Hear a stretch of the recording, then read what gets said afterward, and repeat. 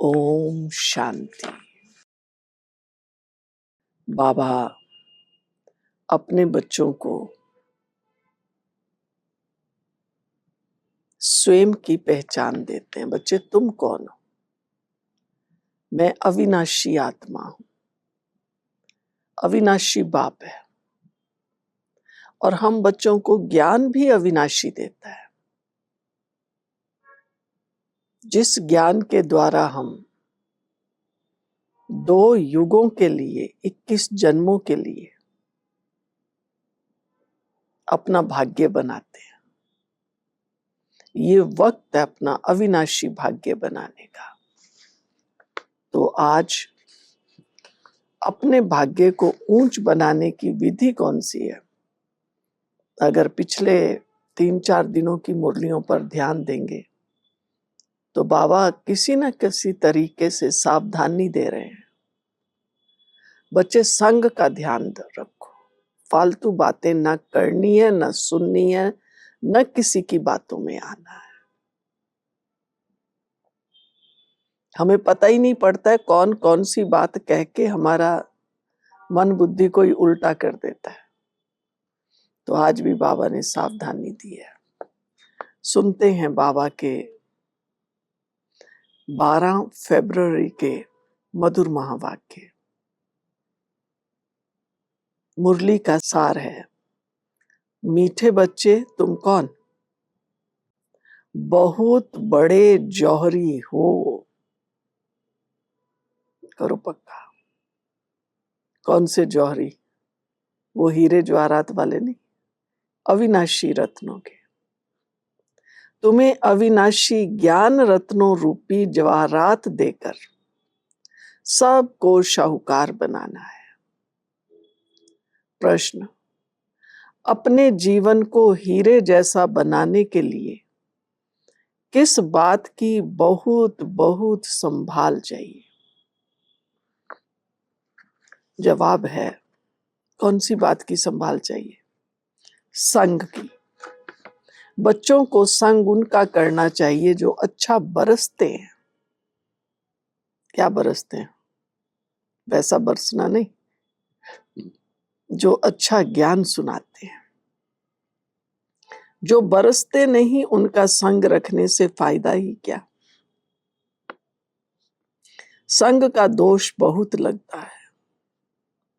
कोई किसके संग से हीरे जैसा बन जाते हैं, कोई फिर किसके संग से ठीक कर बन जाते हैं। जो ज्ञानवान होंगे वह आप समान जरूर बनाएंगे। संग से अपनी संभाल रखेंगे। आज सारा दिन मनन करो, मेरा संग कौन सा है? सत्संग, प्रभु संग, ईश्वरीय संग या झूठ संग, कुसंग, तेरा मेरा संग।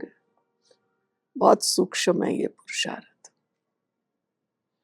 आज बाबा बोले कि मीठे मीठे रूहानी बच्चों को सारी सृष्टि, सारा ड्रामा अच्छी रीति बुद्धि में याद है। कॉन्ट्रास्ट भी बुद्धि में है। ये सारा बुद्धि में पक्का रहना चाहिए कि सत्युग में सब श्रेष्ठाचारी, निर्विकारी, पावन, सॉल्वेंट थे। अभी तो दुनिया भ्रष्टाचारी, विकारी, पतित, इनसॉल्वेंट है, कंगाल, मोहताज है। अभी तुम बच्चे संगम युग पर हो। तुम उस पार जा रहे हो। जैसे नदी और सागर का मेल होता है, उनको संगम कहते हैं। एक तरफ मीठा पानी, एक तरफ खारा पानी होता है। अब ये भी है संगम।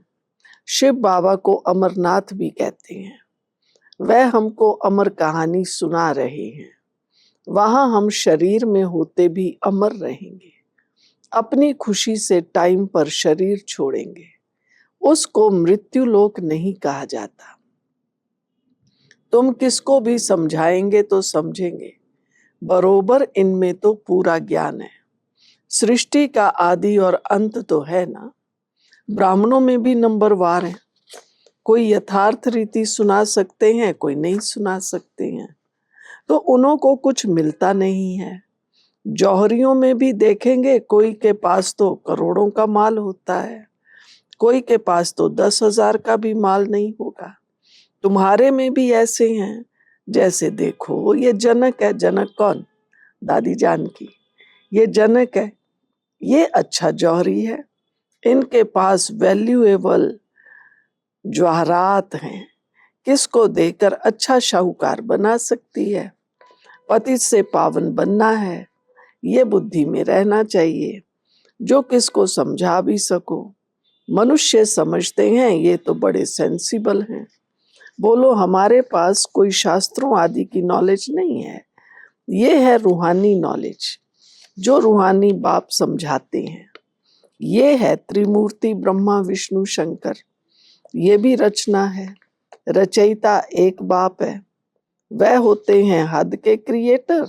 ये है बेहद का बाप, बेहद का क्रिएटर।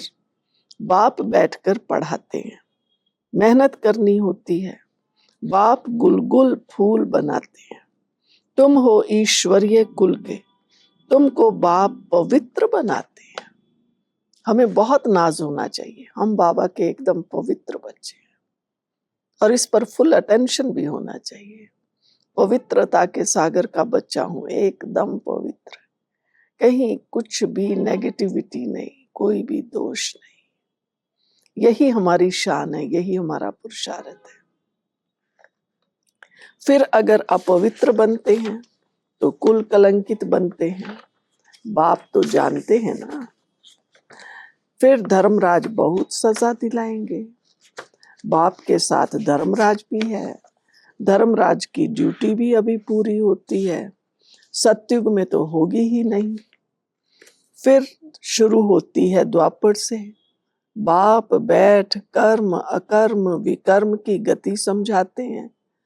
कहते हैं ना, इसने आगे जन्म में ऐसे कर्म किए हैं जिसकी ये भोगना है। सतयुग में ऐसा नहीं होगा, बुरे कर्मों का वहां नाम ही नहीं होता। यहाँ तो बुरे अच्छे दोनों हैं। अभी तुम जानते हो ये चक्र 5,000 वर्ष का है, कल की बात है, जबकि इन सूर्यवंशी चंद्रवंशियों का राज्य था। कहते भी हैं ब्राह्मणों का दिन, ऐसे नहीं, शिव बाबा का दिन कहेंगे। ब्राह्मणों का दिन, फिर ब्राह्मणों की रात। ब्राह्मण फिर भक्ति मार्ग में भी चले आते हैं। अभी है संगम, ना दिन है ना रात है। तुम जानते हो, हम ब्राह्मण फिर देवता बनेंगे, फिर देवता फिर क्या बनेंगे देवता के बाद? फिर त्रेता में क्षत्रिय बनेंगे। ये तो बुद्धि में पक्का याद कर लो। इस देवी देवता धर्म के स्थापक को कोई नहीं जानते। सुना? कौन से धर्म? देवी देवता धर्म किसने स्थापन किया, बनाया, ये किसी को पता नहीं है। श्री कृष्ण के ही चरित्र आदि बैठ दिखाए हैं। लीला एक की ही होती है। शिव बाबा की महिमा बड़ी न्यारी है। वह तो है सदा पावन रहने वाला, परंतु वह पावन शरीर में तो आ न सके। तो बाप कहते हैं मुख्य बात अलफ को याद करो, बाकी ये सारी है रेसकारी। सुना कितनी वंडरफुल बाबा ने बात कही है।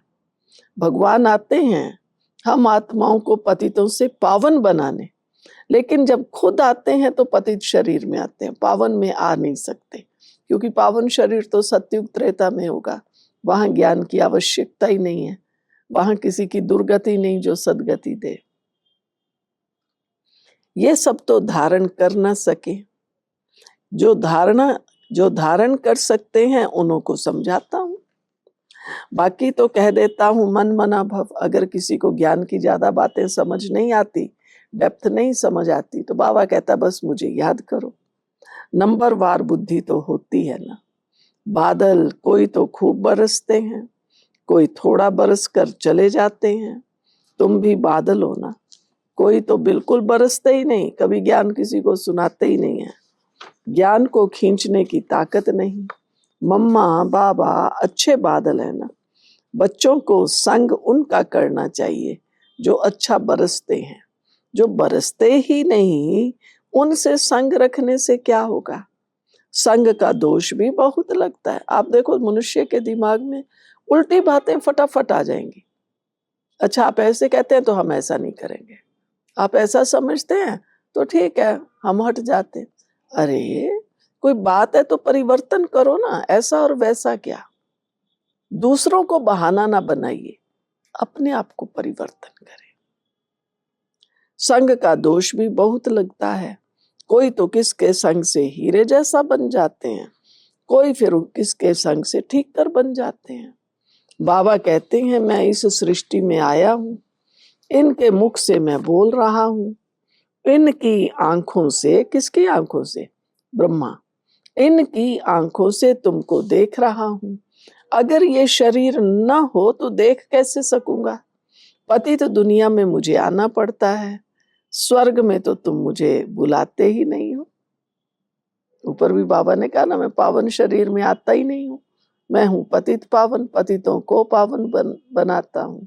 तो अब बाबा कहते तुम मुझे बुलाते नहीं स्वर्ग में, मुझे बुलाते ही संगम पर हैं। जब संगम युग पर आकर शरीर लेता हूं तब ही देखता हूं, निराकार रूप में तो कुछ देख नहीं सकता हूं। ऑर्गन्स बिगर आत्मा कुछ भी कर ना सके। बाबा कहते हैं मैं देख कैसे सकता, चुरपुर कैसे कर सकता बिगर शरीर के। किसी भी प्रकार की हलचल है, बातचीत है, ये तो कब होगी? जब शरीर में होगा। ये तो अंधश्रद्धा है। कौन सी? जो कहते हैं ईश्वर सब कुछ देखता है, सब कुछ वह करते हैं, देखेगा फिर कैसे? जब ऑर्गन्स मिले तब देखेगा ना। करण करावन हार भी तब कहते हैं, नहीं तो कह ना सके। मैं जब इसमें आऊं, माना ब्रह्मा में आऊं, तब आकर पावन बनाऊं। ऊपर में आत्मा क्या करेगी? परम धाम में बैठकर क्या करेगी? शरीर से ही पाठ बजाएगी ना। मैं भी यहां आकर पाठ बजाता हूं। सतयुग में मेरा पाठ है नहीं। बाबा बोले तुम बच्चे क्या करते हो? तुम बच्चे अभी नई बातें सुन रहे हो। तुम जानते हो? नई बातें सुन रहे हैं। क्या जानते हैं हम? बताइए। तुम जानते हो हम अमर बन रहे हैं। फिर क्या करेंगे? अमर लोक में जा रहे हैं। तुम अमर लोक में कितना बार गए हो? है गिनती किसी को? हम अमर लोक में कितनी बार गए हैं? अनेक बार। इसका कभी अंत नहीं होता। बहुत कहते हैं क्या मोक्ष नहीं मिल सकता? बोलो नहीं, ये अनादि अविनाशी ड्रामा है। ये कभी विनाश नहीं हो सकता। ये तो अनादि चक्र है, फिरता ही रहता है। तुम कौन हो? कौन हो? देखो बाबा ने क्या कहा है। तुम सन्यासी हो ना? हैं? हम सन्यासी हैं, वो गेरू कफनी वाले नहीं। लेकिन हमने बुराइयों का, विकारों का, देह अभिमान का सन्यास किया है। वह फकीर नहीं, वो दुनिया वाले नहीं। सन्यासियों को भी फकीर कहा जाता है। तुम राज ऋषि हो, ऋषि को सन्यासी कहा जाता है। अभी फिर तुम अमीर बनते हो। भारत कितना अमीर था, सोने की चिड़िया कहलाता था, और अब तो क्या हाल है? अभी कैसा फकीर बन गया है। हमेशा समझो, क्या समझे? शिव बाबा सुनाते हैं, क्योंकि वह कभी हॉलीडे नहीं लेते। जो भी जॉब करते हैं, चाहे बिजनेस करते हैं, कुछ भी, और कुछ नहीं तो संडे संडे तो हॉलीडे सब मनाते ही है ना। फिर कभी कोई काम होगा, घर में कोई शादी आदि होगी, कोई बीमार होगा तो छुट्टी मारेगा ही मारेगा। लेकिन बाबा कहता बच्चे, मैं जब से इस धरा पर आया पाठ बजाने, तुमको पढ़ाने, मैंने कभी छुट्टी ली है? बाबा को अपना शरीर ही नहीं है जो छुट्टी लेनी पड़े। हमेशा समझो शिव बाबा सुनाते हैं, क्योंकि वह कभी हॉलीडे नहीं लेते, कभी बीमार नहीं होते। शरीर ही नहीं है तो बीमार कैसे होगा? याद शिव बाबा की ही रहनी चाहिए। इनको कहा जाता है निरअहंकारी। मैं ये करता हूं, मैं ये करता हूं, ये अहंकार नहीं आना चाहिए।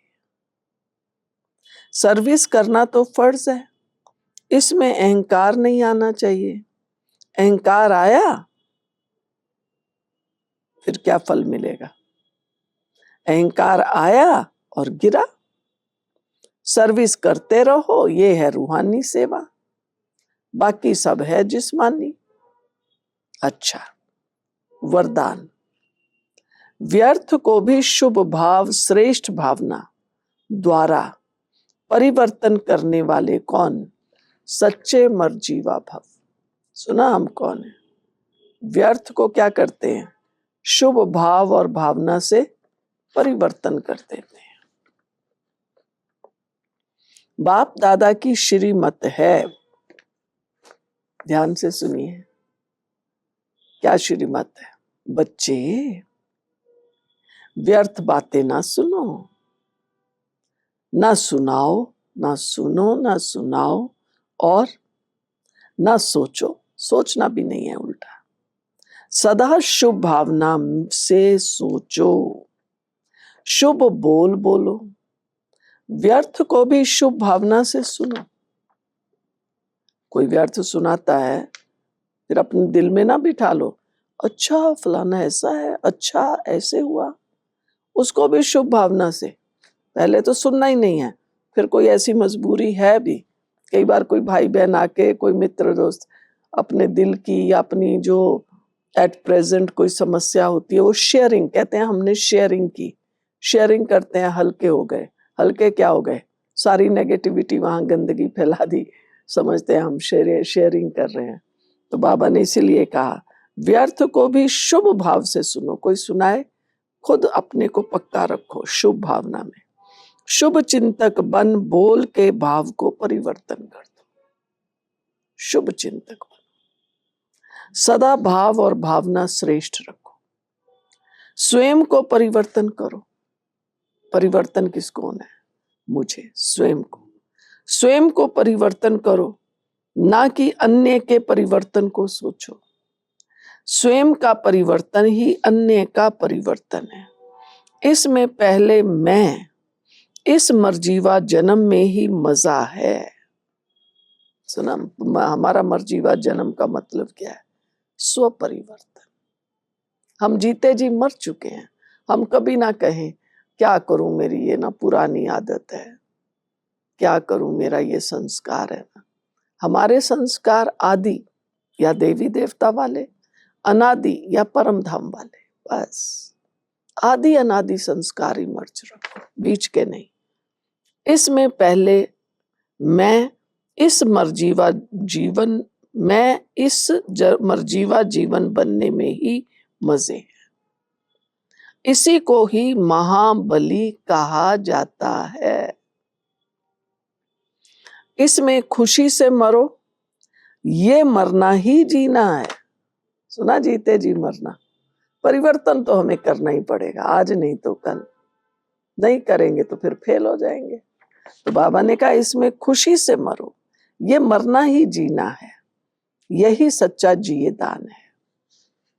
स्लोगन, संकल्पों की एकाग्रता। एकाग्रता कहाँ चाहिए? एकदम पहले यहां अपने आप को ठंडा रखो, कोई व्यर्थ मत चलाओ, बस वही संकल्प करो जो करना है, तो एकाग्र हो जाएंगे। संकल्पों की एकाग्रता श्रेष्ठ परिवर्तन में, संकल्प एकाग्र होगा तो परिवर्तन करना सहज है। श्रेष्ठ परिवर्तन में फास्ट गति ले आती है। सुना, कितनी अच्छी बाबा की मुरली है। क्या करना है? बहुत बड़े ज्वेलर हो, शेयरिंग करो। कौन सी? ज्ञान रत्नों की, अपने दुखों की और फालतू बातों की नहीं, व्यर्थ से बचो। तो अपने अंदर दृढ़ संकल्प कीजिए, मैं सदा समर्थ आत्मा हूं, श्रेष्ठ आत्मा हूं।